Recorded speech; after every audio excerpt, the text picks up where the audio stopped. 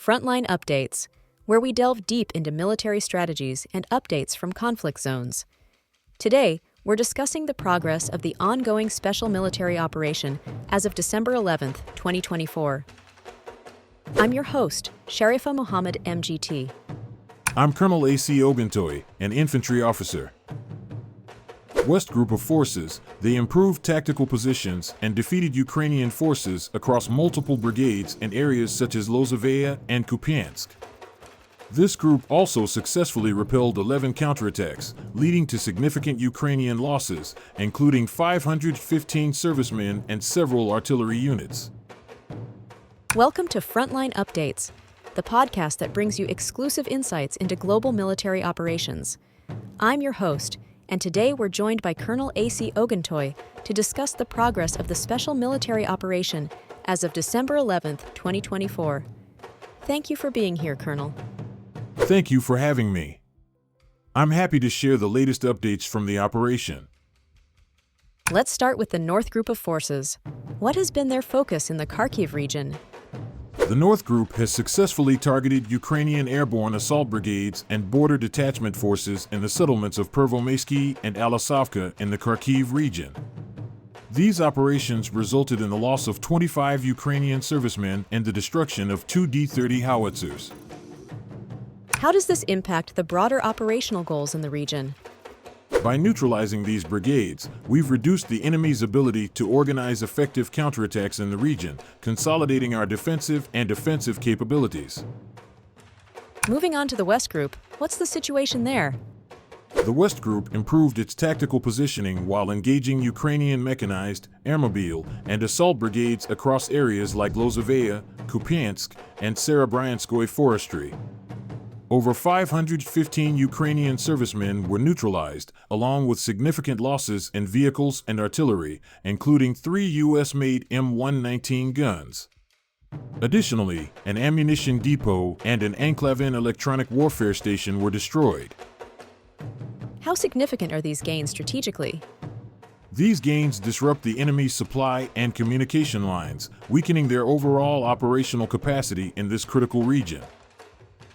What's the latest from the Southern Group of Forces? The Southern Group has secured advantageous positions and engaged Ukrainian mechanized and airmobile brigades in areas like Ulikli, Dagnoy, and Kurakovo.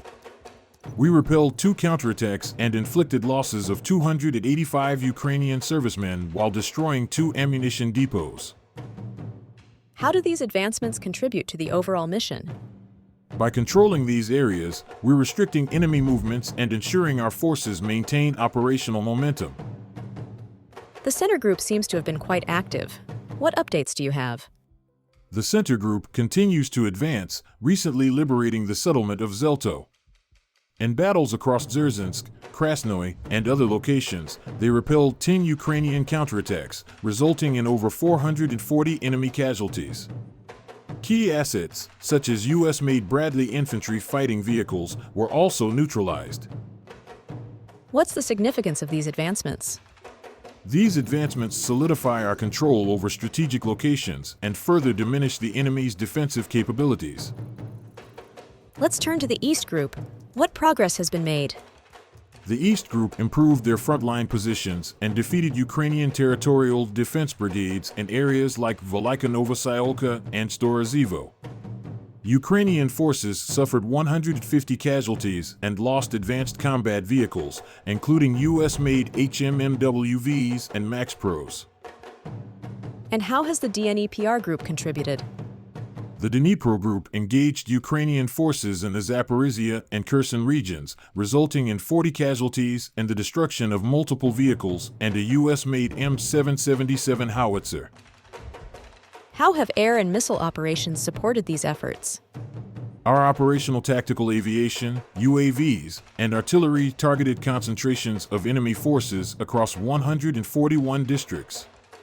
Air defense systems intercepted 4 U.S.-made HIMARS rockets and 32 UAVs, ensuring the security of our positions and assets.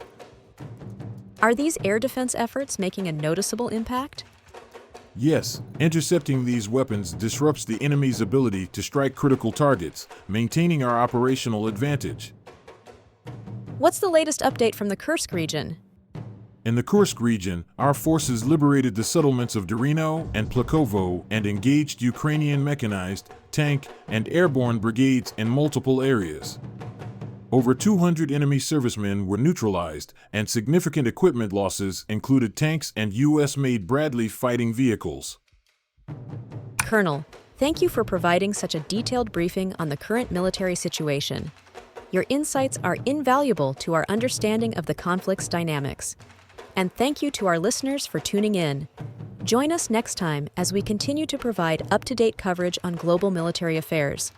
Stay with us for more updates and expert analyses on global defense and security issues. Stay informed, stay secure. Thank you for having me. As of December 11th, 2024, the main news in the Middle East concerning conflict is the ongoing situation in Gaza.